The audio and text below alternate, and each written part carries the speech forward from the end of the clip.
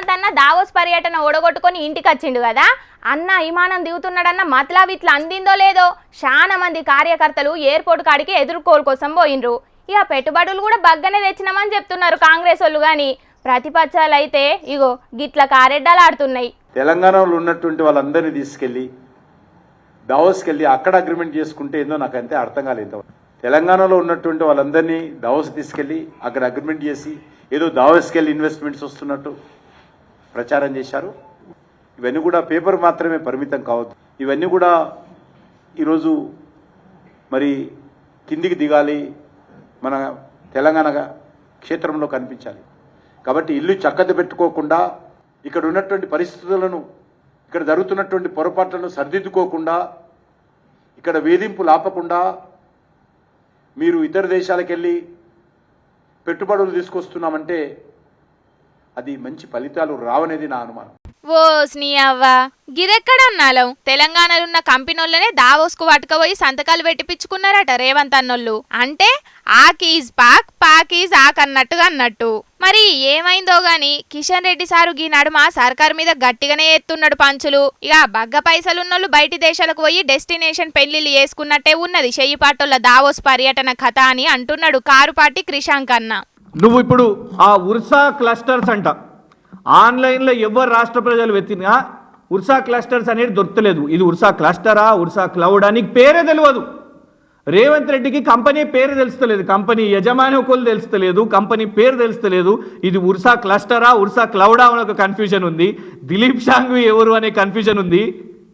ఏం comedy piece అయిపోయింది ఇది. దావోస్ పర్యటనను రేవంత్ రెడ్డి కాస్త కామెడీ సర్కస్ చేసేసాడు. మనం ఇన్ని రోజులు డెస్టినేషన్ వెడ్డింగ్ అనేది విన్నాం. మన నగరం కాకుండా ఇతర నగరాలకు పోయి పెళ్లిళ్ళు చేసుకుంటారు మన వాళ్ళే. అబ్బాయి ఇక్కడ ఆయన్నే, అమ్మాయి ఇక్కడ ఆయన్నే, కానీ పోయి ఇతర నగరంలో చేసుకుంటారు.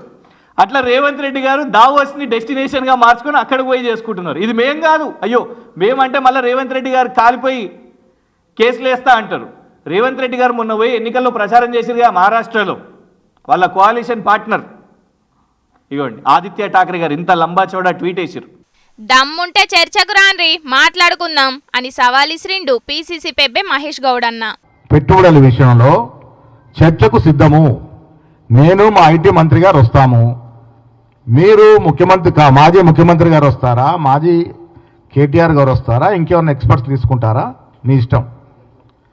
ఇది వాస్తవాల మీద చర్చ చేసుకోవడానికి సిద్ధం. పెట్టుబడుల విషయంలో పోయిన సంవత్సరం ఎంత పెట్టుబడులు వచ్చినాయి, ఈ సంవత్సరం ఎంత వచ్చింది, మీరు 10 ఏళ్ల కాలంలో తెచ్చిన పెట్టుబడుల్లో మీ ఘనకార్యం ఏంటో దాని మీద చర్చించుకుందాం. ఇక అట్లనే తెలంగాణలో ఉన్నోళ్లను దావోస్కు పట్టుకపోయిండ్రు అనే ముచ్చట్ల మీద కూడా గీ లాజిక్ పాయింట్ మాట్లాడిండు.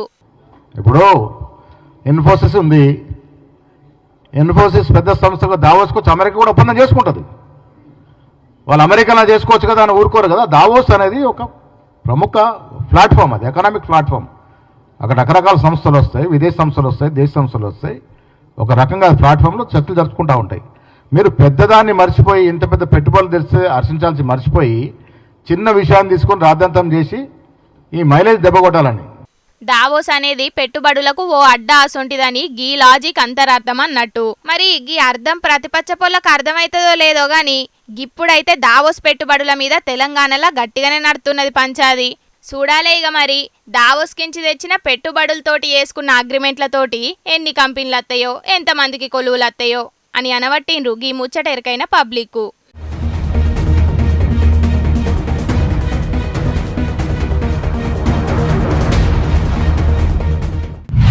హా పబ్లిక్, ఇప్పుడు మనం చెప్పుకోబోయే ముచ్చట ఏంటంటే, ఒక్క నిమిషం ఆగుండ్రుల్లా ఫోన్ వస్తుంది. హలో ఎవరు? బిందెలు నాకెందుకయ్యా, మా ఇంట్లో మస్తుగా ఉన్నాయి. ఏంది లంక బిందెలా? అంటే బిందెల నిండా మస్తుగా బంగారం ఉంటుంది గవేనా? అబ్బబ్బబ్బా సారు, నాకు 2 బిందెలు కావాలి సారు, మస్తు కట్టాలున్నా సారు నేను. ఏంది 20 లక్షలు ఇస్తే భూమిలో పూజలు చేసి బిందెలు బయటికి తీస్తారా? 20 లక్షలైనా తానుంటే నేను గిడ కూర్చొని వార్తలు ఎందుకు చెప్తానయ్యా, మంచిగా బిందెల బిజినెస్ పెట్టుకుందును కదా.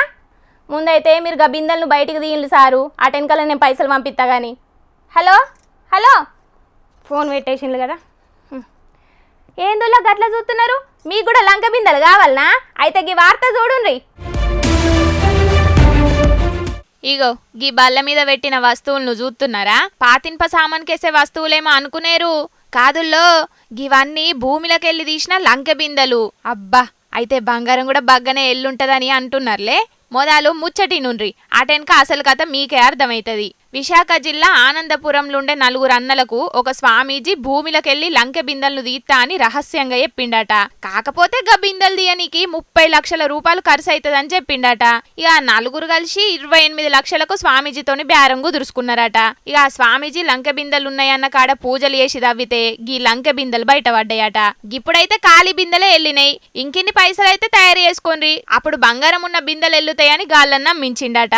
ఇక ఇప్పటికే 28 లక్షలు ఇచ్చినాం, మళ్ళా పైసలు ఇయ్యమంటున్నాడేందని అనుమానం వచ్చి ఇదేదో మోసం కథనే ఉన్నదని గా 4 పోయి పోలీస్ టౌన్ లో కంప్లైంట్ ఇస్తే స్వామీజీ అసలు భాగవతం బయటపడ్డది. ఎందుకంటే గీ బిందెలు నిజంగానే భూమిలోకెళ్ళి వెళ్ళలేవాట. స్వామీజీ వీటిని ముందే భూమిలో వాతి పెట్టించి పూజల పేరు మీద డ్రామాలాడి పైసలు ఇచ్చిన వాళ్ళను బురిడి కొట్టించిండు అన్నట్టు. డబ్బులు పట్టుకొని వెళ్ళిపోయిన తర్వాత మంచి రోజు వస్తామని బాబా ఒక రోజు వాళ్ళ మనుషులు పంపించేసి ఈ లంకి బిందు కూడా పట్టుకెళ్ళిపోవడం జరిగింది. ఫేక్ లంకి బిందు అక్కడ దొరికిపోతే ఇబ్బంది అవుద్దని వాళ్ళ కుర్రాలు పంపించేసి ఈ టీం మెంబర్స్ పంపించేసి ఫేక్ లంకి బిందులు కూడా పట్టుకెళ్ళిపోవడం జరిగింది. ఇక పోలీసుల ఎంక్వైరీలో తేలింది ఏంటంటే అసలు వాడు స్వామీజీ కాదట. వెంకట భార్గవ్ అనే ఒక మోతవారి యోగేంద్ర స్వామీజీగా అవతారం ఎత్తి గీతిరిగా జనాలను మోసం చేస్తున్నాడు అన్నట్టు. ఇక నకిలీ స్వామీజీతో పాటు ఇంకో 7 కూడా అరెస్ట్ చేసి లోపటేసిండ్రు పోలీసోళ్ళు. చూసిండ్రు కదా పబ్లిక్ లోకం మీద ఎసొంటి మోసాలు జరుగుతున్నాయో. మిమ్ముల నమ్మియనికి తీరొక్క కథలు పడతారు. లంక బిందెలని, నిధి కోసమని, అగ్వకు బంగారం వత్తదని అత్యాశకు పోయి ఉన్న పైసలను ఊడప్ప చేసుకోకుండ్రి. ఏమంటున్నాం? గపట్ల షెయ్యి పార్టీ అంటేనే లొల్లి పంచాదులకు అంబాసిడర్ అనే తట్టే పేరుకుపోయింది. మరి ఎవరు మంత్రం వేసిండ్రో గాని అధికారంలోకి వచ్చినాక గా లొల్లి పంచాదులన్న మాటే రాకుండా కలిసి ఉంటున్నారు. కానీ నాకెందుకో గదంతా మీదికేనని అనిపిస్తున్నది. లోపల షాన్నే రగులుతున్నాయి కానీ ఏదో గట్ల కవర్ చేస్తున్నారు అని అనిపిస్తున్నది. ఎందుకు పిల్ల గట్ల మాట్లాడుతున్నావు అని అంటారా? నేనే కాదుల్లా, మీరు కూడా గిట్లనే అంటారు. చూడుండ్రి జగ్గారెడ్డి సారు మాట్లాడిన మాటలు విన్నాక. అధికారంలోకి వచ్చినాక కూడా అప్పుడప్పుడు చిన్న పంచాయతీ ముచ్చట్లు వినబడ్డాయి గాని ఇప్పుడు జగ్గారెడ్డి సారు మాట్లాడిన మాటలతోటి గా పంచాయతీలన్నీ చిన్న ఏం కాదు పెద్దే అని ముచ్చట్లు వినబడుతున్నాయి బయట. రాజకీయాల్లో కచ్చ సాధింపు కార్యాలు మంచి కావు అని అన్నాడు. గసొంటి రాజకీయాలకు సారు వ్యతిరేకమాట. అట్లనే గసొంటి రాజకీయాలు చేసే ఏ పార్టీ అయినా సర్కార్ అయినా అధికారం పోయినాక బాధపడే రోజత్తదని కూడా చెప్పుకొచ్చిండు జగ్గారెడ్డి సారు. ఇక వైఎస్ఆర్ సారు, రోషయ్య సారు గిట్లా ఏనాడు కూడా కచ్చ సాధింపు కార్యం పెట్టుకోలే రాజకీయాల్లా అని యాద్ చేసుకున్నాడు. గసొంటి కచ్చ రాజకీయాలంటే ఇష్టం ఉండదని ఇలేకర్ల ముంగట చెప్పుకొచ్చిండు సంగారెడ్డి పాత ఎమ్మెల్యే, తెలంగాణ షెయ్యి party working president Jaggareddy sir. షెయ్యి పార్టీ సర్కార్ వచ్చినప్పటికేంచి కారు పట్టుల మీద తాప కేసులు అవుతున్నాయి. స్టేషన్ల చుట్టూగా తిరుగుతున్నారు. ఏసీబీ, ఈడీ విచారణలని కూడా బగ్గనే అవుతున్నాయి. అగ్గో గివ్విటి మీన్నే మాట్లాడిండు జగ్గారెడ్డి సారు అని బయట మస్తుగా నడుతున్నాయి ముచ్చట్లు. గపట్ల పీసీసీ పదవి జగ్గారెడ్డి సారు కాకుండా రేవంత్ అన్నకు పోయినప్పటికేంచి జగ్గారెడ్డి సారు బగ్గనే హట్ అయిండు. అటెన్కలా ఓ 2-3 మలుకల రేవంత్ అన్న మీద బహిరంగంగానే అలక చూపెట్టిండు. ఇప్పుడు సర్కార్ కత్తున్న వ్యతిరేకత చూసే గిట్లా మాట్లాడినట్టున్నాడు జగ్గారెడ్డి సారు. ఒక్కలు తీసుకునే నిర్ణయాలతోటి ముంగట పార్టీకి డ్యామేజ్ కావద్దనే గిట్లా మాట్లాడినట్టున్నాడు అని కూడా మాట్లాడుకుంటున్నారు బయట. ఏమో మరి ఇప్పుడే గిట్లా ఎందుకు మాట్లాడిండో జగ్గారెడ్డి సారు, ఎవరిని మనసులో పెట్టుకొని మాట్లాడిండో గాని వైఎస్ఆర్ సారు, రోషయ్య సారు అని షెయ్యి పార్టీ లీడర్ల పేర్లు తీసిండు అంటే ఖచ్చితంగా రేవంత్ అన్న గురించే మాట్లాడిండు కావచ్చు. కచ్చ రాజకీయాలు మంచివి కావని అని అనవట్టిండ్రు గీ ముచ్చటెరకైన పబ్లిక్. అమ్మయ్య పబ్లిక్ చిన్న బీరేకాయ అన్న కదా, నడువులిగా కడమ ముచ్చట్లు చూద్దాం.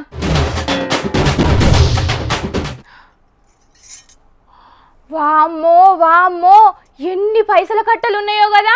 బ్యాంకుల్లో అన్న గిన్ని పైసల కట్టలు చూడలే నేను. అబ్బా 2 కట్టలు నాకిస్తే మంచిగుండు. ఓ వెన్నెల బుజ్జి, ఎక్కడి పైసలు ఏడున్నాయి? వార్తలు చెప్పుకుంటేనే కలలు గినగా అంటున్నావా ఎట్లా అని అంటున్నారు కదా. ఏడున్నాయో ఎన్నున్నాయో గీ ముచ్చట చూస్తే మీకే పురాగా అర్థమవుతుంది. చూడుండి మరి. వాయమ్మనే 500 నోట్ల కట్టలు, 200 నోట్ల కట్టలు, 100 నోట్ల కట్టల కాడికెళ్ళి బగ్గనే ఉన్నాయి కదా, మొత్తం 2 కోట్లకు మీదనే ఉన్నాయట. అంత దొంగ సొమ్మే. బీహార్ రాష్ట్రం బెట్టియా కాడ రజనీకాంత్ అనే గీ మోతవారి జిల్లా విద్యాశాఖ ఆఫీసర్గా పనిచేస్తున్నాడట. మరి ప్రైవేట్ స్కూళ్ళు, ప్రైవేట్ కాలేజీల తన లంచాలే తీసుకున్నాడో, లేకపోతే సర్కార్ బడులల్లా విద్యార్థులకు అందాల్సిన పుస్తకాలు, చాక్ పీసుల కాడికెళ్ళి బ్లాక్లు అమ్ముకున్నాడో, మొత్తానికి గిన్ని పైసలు ఎట్లా కూడా పెట్టిండో తెలియదు గాని ఇవన్నీ పైసల్ని చూసి విజిలెన్స్ ఆఫీసర్లే పరిశాన్ అయినరట. ఈ పైసలను లెక్కబెట్టుడు ఒక్క మిషన్తోనే అయ్యే పని కాదని ఇంకా మిషన్లను ఆర్డర్ పెట్టి మరీ పైసలను లెక్క పెట్టిండంటే మోతవారి ఎన్ని పైసలు దాచి పెట్టిండో ఇక మీరే అర్థం చేసుకోండి. విజిలెన్స్ ఆఫీసర్లు రైడింగ్ చేస్తే ఇంట్లో దొరికిన పైసలే గిన్నంటే ఇంకా మీదికెళ్ళి బంగ్లాలని, పొలాలని, బంగారం అని ఇంకెన్ని కొన్నాడో గవ్విటిల్వ ఇంకెంతుంటదో పోన్రి. ఇంకా గమ్మతి ముచ్చటేందంటే ఎవ్వలకు అనుమానం రావద్దని గీ మోతవారి కిరాయి ఇంట్లుంటున్నాడట.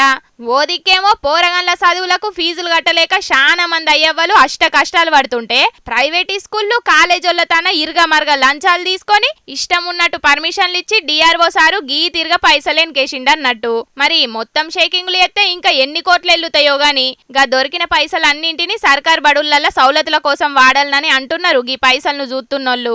బ్లాక్ మనీ ఎక్కువైందని చెప్పి సర్కారోళ్ళు 2000 రూపాయల నోట్లను బంద్ చేస్తే గీసోంటి మోతవర్లేమో మీరేమన్నా చెయ్యుండ్రి, మేం నల్ల పైకాన్ని కూడబెడితేనే ఉంటాం అని గీ తీరుగా 100 రూపాయల నోట్ల కాడికెళ్ళి కూడబెడుతున్నారు. ఏం చేస్తాం, మన దేశంలో విద్య వ్యాపారం అయిపాయే. గీ తీరుగా నోట్ల కట్టలేల్లయ్యా. ఇంకా గిసొంటి మోతవర్లు దేశం మొత్తంలో ఎందరున్నారో పోన్రి. అమ్మయ్య రీల్స్ చూద్దాం. అబ్బా గీ రీల్ ఏదో మంచిగా ఉంది కదా, జల్దీనే ఇంటికి పోయినాక ట్రై చేయాలి. ఇంకేమున్నాయి అబ్బా, అబ్బా గిళ్ళు మంచిగా డ్యాన్స్ చేస్తున్నారు కదా, జింక చిక్క అనుకుంటున్నా. బాబా మంచిగా ఉన్నాయి. అయ్యో ఏందులా గట్లా చూస్తున్నారు, నువ్వు వార్తలు చదివి నీకు వచ్చినవా లేకపోతే ఫోన్లో రీల్స్ చూడ నీకు వచ్చినవా అని గరమవుతున్నారు కదా. వార్తలు చదువుకుంటా నేను రీల్స్ చూస్తేనే మీకు గంతగానం కోపం వస్తే ఇగో ఈ ఆఫీసర్ చేసింది చూస్తే ఏమంటారో మరి మీరు. పని పాతర పెట్టి పత్తాల జాతర పోయిండట ఎన్కటికెవడో. ఇగో గీ సారు పనితనం కూడా గట్లనే ఉన్నది. అనంతపురం జిల్లా కలెక్టర్ ఆఫీస్లా ఎస్సీ ఉపకులాల వర్గీకరణ కోసం అభిప్రాయాలు సేకరిస్తున్నారట. ఈ మీటింగుల కమిషన్ చైర్మన్, జిల్లా కలెక్టర్ సారు, కడమ జిల్లా ఆఫీసర్లందరూ సీరియస్ గా డిస్కషన్లు ఎత్తుంటే ఇక జిల్లా రెవెన్యూ ఆఫీసరు మలోల సార్ను చూడుండ్రి ఏం చేస్తున్నాడో.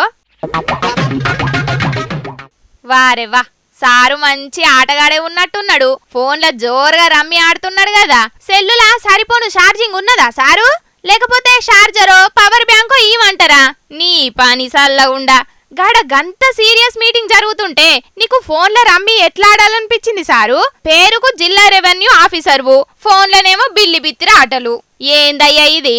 గింత సీరియస్ మీటింగ్ లా చుట్టూ గంత మంది ఉన్నారన్న భయం లేకుండా గీ తిరగ రమ్మి ఆడినవంటే ఇక డిఆర్ఓగా నువ్వు డ్యూటీ ఎంత సిన్సియర్ గా చేస్తున్నావో అర్థమైతేనే ఉన్నది అని గట్టిగా అరుచుకుంటున్నారు వీడియోని చూసిన వాళ్ళందరూ.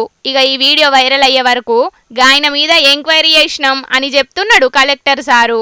మన డిఆర్ఓ గారు జరిగినటువంటి పీజీఆర్ఎస్లో కొద్దిగా నిర్లక్ష్యంగా ప్రవర్తించారని ఇన్ఫర్మేషన్ వచ్చింది.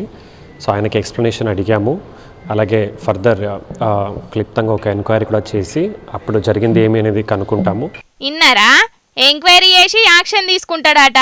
కండ్ల ముంగట వీడియో కనబడుతుంటే ఇంకా ఎంక్వైరీలేందో కదా. కొలువులు లేక ఏండ్లకేండ్లు చదువుకుంటా చాలా మంది అష్ట కష్టాలు పడుతుంటే పెద్ద పెద్ద కొలువులు చేసేటోళ్ళేమో గీ తిరిగా మీటింగ్లల్లో రమ్మిలాడుకుంటా ఉంటారు.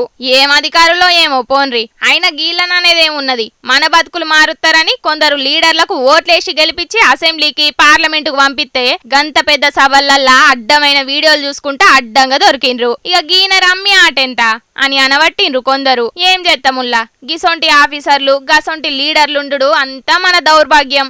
పబ్లిక్ ఎప్పటి లెక్కనే ఇయ్యాల సుతం మీకోసం కొన్ని లిల్లిపుడు వార్తలు పట్టుకొచ్చినా ఇక అవి కూడా చూడాలే కదా, నడువుని మరి. ట్రాఫిక్ పోలీసోళ్ళంటే రోడ్ల మీద రూల్స్ పాటించనోళ్ళ బండ్లకు ఫైన్లు కొట్టుడు, లేదంటే బండ్లను ఆపి వాటి మీదున్న చలాన్లను వసూలు చేసుడు చూసినాం. కానీ గిడున్న ట్రాఫిక్ పోలీసోళ్ళు చూడుండ్రి బస్సు హారన్లను ఇరుగమర్గ కొట్టినందుకు గల్లకెసొంటి పనిష్మెంట్లు ఇచ్చిండ్రో.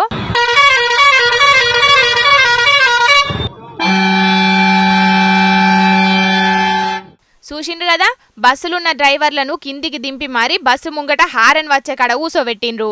ఇక పోలీసోళ్ళు బస్సు హారన్ కొడుతుంటే గాడ ఊసున్న డ్రైవర్లు సౌండ్కు వశపడకలేసిండ్రు. చూసిండ్రా, 2 నిమిషాలు మీ బండి హారను మీరే భరించలేకపోయిండ్రు. మరి మీకు అవసరం ఉన్నా లేకున్నా కుయ్యమని హారన్ కొడితే రోడ్ల మీద పోయే జనాలకు ఎంత షిరాకత్తది అని గట్టిగా అరుచుకునే వరకు డ్రైవర్ల ముఖాలు మాడిపోయినాయి. పోన్రి, కర్ణాటకలో జరిగింది ఇది. అవు మరి పెద్ద పెద్ద బండ్ల హారన్లు ఎంత సప్పుడత్తయుల్లా హార్ట్ పేషెంట్లుగా సప్పుడింటే కథమేగా. గందుకే అడ్డగోలు హారన్లను కొట్టేటోళ్లకు కర్ణాటక ట్రాఫిక్ పోలీసోళ్ళు మంచి పనిష్మెంట్ ఇచ్చిండ్రని తారీఫ్ చేస్తున్నారు. అందరూ ట్రాఫిక్ పోలీసోళ్ళు గిళ్లను ఆదర్శంగా తీసుకొని ఏడికాడ గిట్లనే పనిష్మెంట్లు ఇస్తే ఇక రోడ్ల మీద సౌండ్ పొల్యూషన్ అస్సలకే ఉండదంటుండ్రు గిది చూసినోళ్ళు.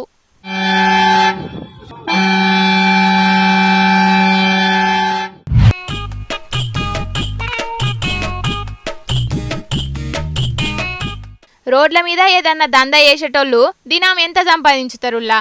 ఒక 2000 లేకపోతే 3000.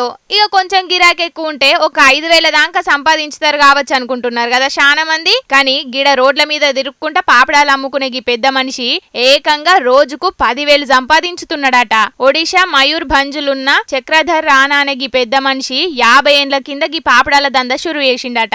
దుకాణాలల్లో ప్యాకెట్ల కమ్మన కొనుకొచ్చిన పాపడాలను ఇంటికాడ మంచిగా నూనెల కాల్చి వాటిని బుట్టలు పెట్టుకొని ఆడున్న మార్కెట్ల పొంటి తిరుక్కుంటా అమ్ముతున్నాడట.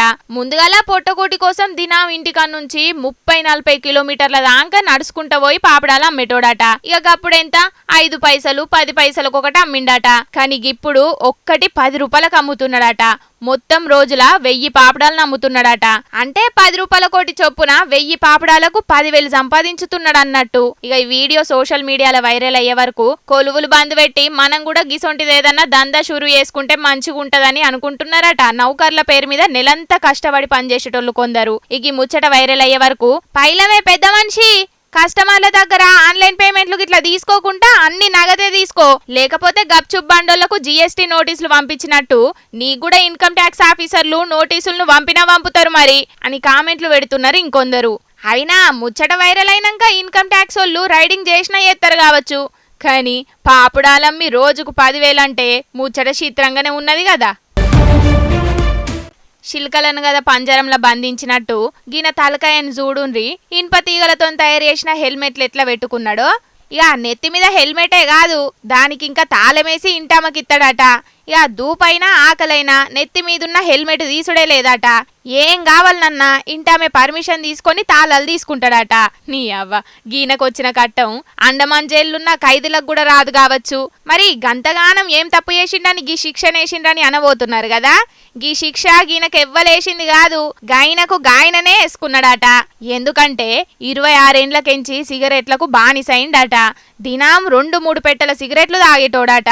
ఇక అలవాటు మానేయాలని ఎన్ని మలకలు ట్రై చేసినా కూడా అలవాటైతే బంద్ కాలేదట. ఇక పిల్లగాళ్ళ పుట్టినరోజుల నాడో లేకపోతే పెళ్లి రోజు పేరు మీదనో కొన్నొద్దులు బంద్ పెట్టి మళ్ళా సిగరెట్లు తాగేటోడట. ఇక తాగి పానం ఖరాబ్ అయ్యేటట్టున్నదని ఎట్లన్నా గీ అలవాటు మానేయాలని సొంతంగానే గీ ఆలోచన చేసిండట. ఇక 12 ఏండ్లకెంచి ఇనుప తీగలతో తయారు చేసిన హెల్మెట్ మూతికి పెట్టుకొని సిగరెట్లు తాగకుండా కంట్రోల్ చేసుకున్నాడట. ఇక ఈ వీడియో సోషల్ మీడియాలో వైరల్ అయ్యే వరకు సిగరెట్లు బంద్ పెట్టనీకి డి అడిక్షన్ సెంటర్లకు పోయి కౌన్సిలింగ్ తీసుకునేటోళ్ళని చూసినాం గాని దుడ్డ పిల్లలు మన్ను బుక్కకుండా మూతులకు బుట్లు పెట్టినట్టు గిదేంద్రో నాయనా అని పరిశాన్ అవుతున్నారట కొందరు గిది చూసినోళ్ళు. అవుగాని ఏమైనా మర్చిపోయినా అన్ని చెప్పేసినా? ఈ ముచ్చట చెప్పేసిన అమ్మయ్య. పబ్లిక్ తెచ్చిన కాడికి వార్తలన్నీ చెప్పేసినోళ్ళ ఎట్లున్నాయి? మస్తుగున్నాయిలే. ఇక ఇవుల్లా తాజా పంట సమర్పించు ఇయాల్టి జోర్దార్ వార్తలు. మళ్ళొచ్చే జోర్దార్ వార్తలలో మస్తు జోర్దార్గా అందరం కలుసుకుందాం. అప్పటిదాకా ఏం చేయాలన్నా ఎరకనే కదా, చూస్తూనే ఉండుండ్రి HM టీవీ. అట్లనే ఇంకిన్ని మంచి వార్తల కోసం HM టీవీ యూట్యూబ్ ఛానల్ను తప్పకుండా సబ్స్క్రైబ్ చేసుకోండి. గిసంటి ముచ్చట్లు కూడా మస్తుగుంటాయుల్లా. అన్ని ముచ్చట్లు మీ దాకా చేరాలంటే తప్పకుండా గంట కొట్టుండ్రి, లైక్ చేయండి. ఈ ముచ్చట్లను మీ దోస్తులందరికీ షేర్ చేయండి. ఏమంటున్నాం? సరే మరి ఉంటా. టాటా, నమస్తే.